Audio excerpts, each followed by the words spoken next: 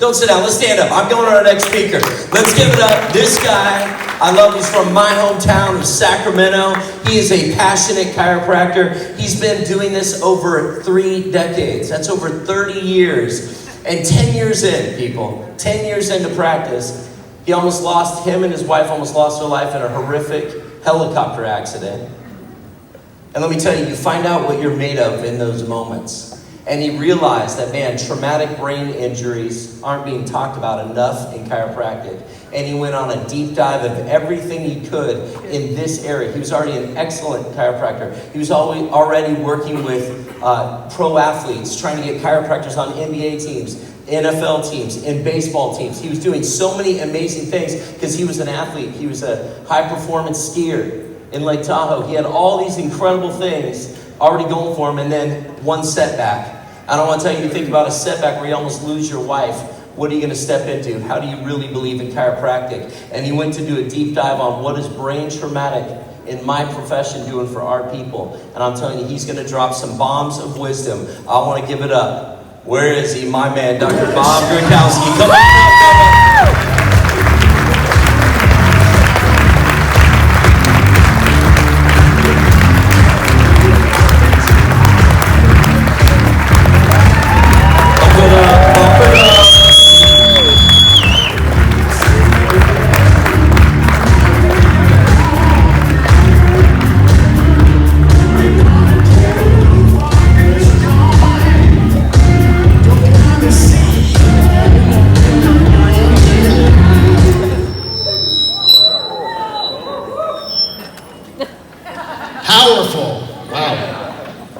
Hey, with a name like Gronkowski, you knew I had to have some ski time to get started. So welcome to the big leagues, Chirofest. I want you to imagine right now everything that you've done in your chiropractic career, whether you've just started or even in practice for decades. Everything you've done has prepared you for this moment. Because this weekend, you are going to be called up to the big leagues, the 1%, the very few that make it there. Do you have that mindset? Do you have the passion? Do you have the skill of your adjustment? Do you have the knowledge? Do you have the philosophy and the knowing deep inside to get you there? I'm going to be sharing some facts and some intention and some insights of over 35 years in practice about dealing with professional sports and how chiropractic is advancing, and it's very cool stuff right now. So I have the opportunity to start this wonderful, amazing weekend with the Word. Sometimes you have a word that just threads through everything. So this word will thread through all the talks today, and it is the anchor of chiropractic. And that word is ask. Chiropractic is an art, it's a science, and it's a knowing. There's a philosophy in chiropractic, but if you don't know it, and if you don't own it, then it's just something you talk about. I want you to know it. I want you to own it after this weekend. If you don't, find somebody that can help you get to that next level. Ask is a powerful word because it's relinquishing that you know everything, that you want to actually get more information, that you want to grow. Asking, you can ask, and you shall receive. So the word, the 3 letters, is something that I actually carry around my wrist as a reminder on a daily basis that I need to ask, and I need to be humble, and I need to make sure that I'm continuing to grow and thrive my practice.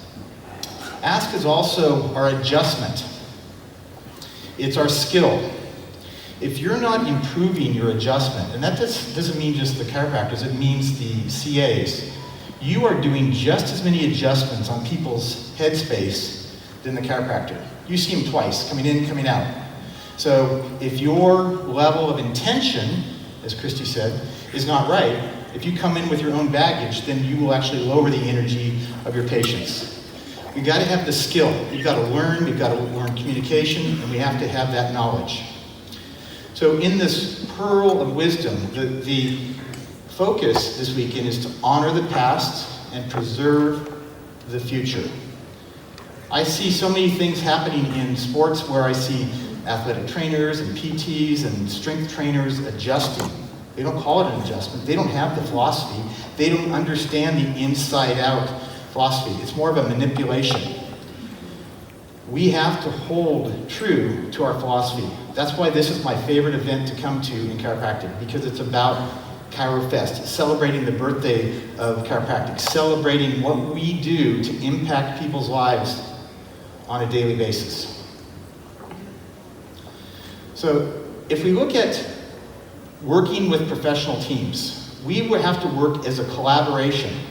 So when I go in and work with an NBA team or a Major League Baseball team or soccer team, you've got the orthopedist, you've got the strength trainer, you've got the athletic trainer, you've got the neurologist, you've got the sports doctor, you've got all these things.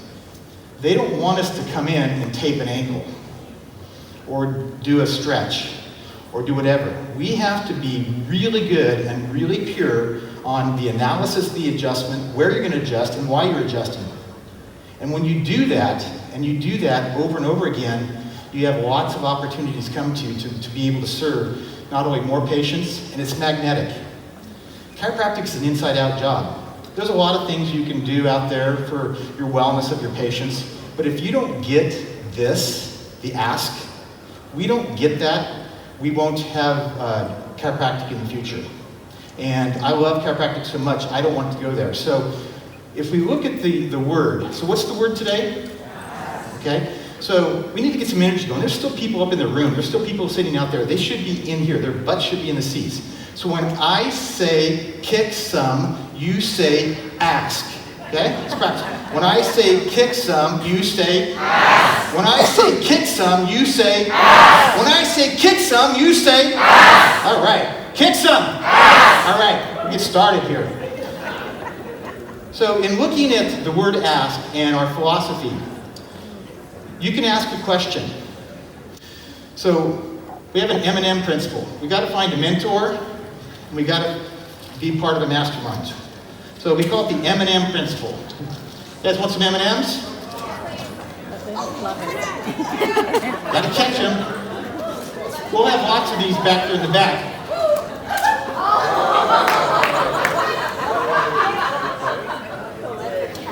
So you have to have a mentor, and you have to mastermind group. I've had the opportunity to be in several philosophy mastermind groups over my career.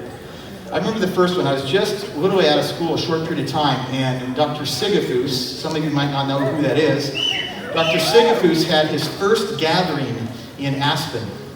Now, at that time, my wife and I could barely even afford our rent, let alone to go to Aspen for 3 days. And so we put a goal board up, and about a year later, we went to this event, and it was the first one.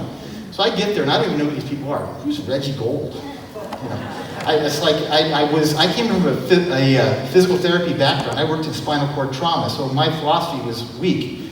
But as we're sitting there and we're talking about the miracles and the adjustments, Roy Sweat, Atlas Orthogonal Technique was there, the DE guys, all these guys talking about chiropractic, it started to fester up inside you and start to get how powerful it is.